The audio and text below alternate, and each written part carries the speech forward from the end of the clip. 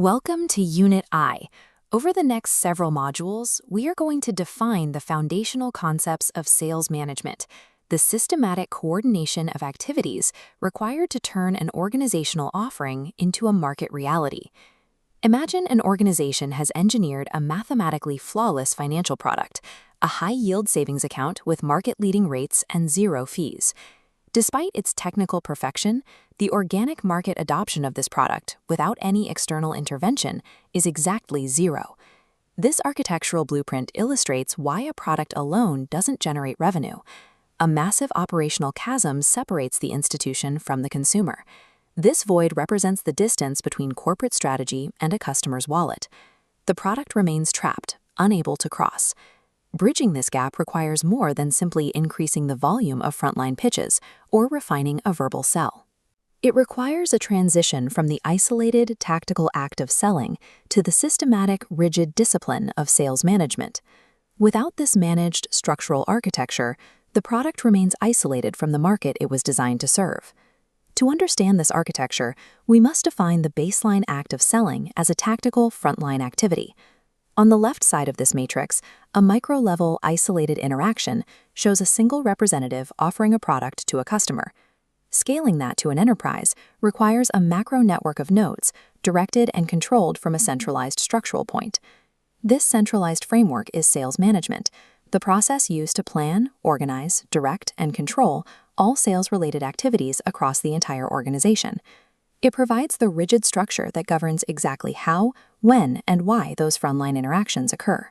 This structural requirement explains why the highest-performing individual salesperson often lacks the specific operational focus required to be an effective sales manager. Selling requires a focus on the immediate interaction. Management requires a focus on the design of the entire revenue system. Selling is the tactical function, whereas sales management is the strategic orchestration of that function.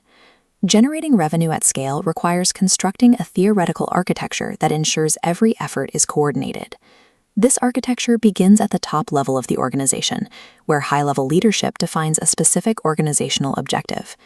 That objective dictates the design of the internal sales function. The sales function is then responsible for generating and governing every specific sales activity. These governed activities are what finally trigger the actual interaction with the customer. Because the interaction was structurally managed, it yields a predictable, measurable result, the sales outcome. This final outcome maps back to the initial organizational objective, ensuring the frontline results satisfy the bank's strategic requirements. Sustainable revenue is not a spontaneous event. It is the predictable result of this managed sequential pipeline. We can see this pipeline in action within the banking, financial services, and insurance sector, or BFSI. Banks and financial institutions are uniquely dependent on this management framework because of the nature of what they sell. Looking at our flowchart with swapped variables reveals the challenge. Intangible financial products like a savings account have no visual appeal to move themselves off a shelf. The bank begins with a primary goal, generating awareness and increasing total deposits. The value of this account must be artificially communicated through the managed sales architecture. That communication flows from the macro-level sales function down to the specific banking representatives during the customer interaction.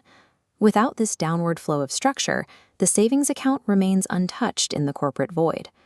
In BFSI, product creation without systematic sales management leads to failure. The management architecture is the only delivery vehicle that reaches the customer. If we zoom out, we can see this entire pipeline as a single cohesive engine. This engine is sales management. This system has 5 specific characteristics. It's customer-oriented and objective-oriented. Every action targets a market reality while serving a corporate goal. It's systematic and management-oriented, relying on rigorous oversight rather than isolated efforts. Finally, it applies to both tangible products and intangible services. These 5 pillars transform frontline activity into a reliable, scalable engine for growth. As future managers, you must move past the view of sales as a localized event or a soft interpersonal skill. It is the rigid infrastructure connecting your organization's internal capacity to its external market performance. Now that we have established this macro structure, we will examine how these interactions are executed. In the coming modules, we'll explore principles of sales, the sales cycle, and the AIDA concept. You cannot generate predictable revenue until you systematically manage the function that creates it.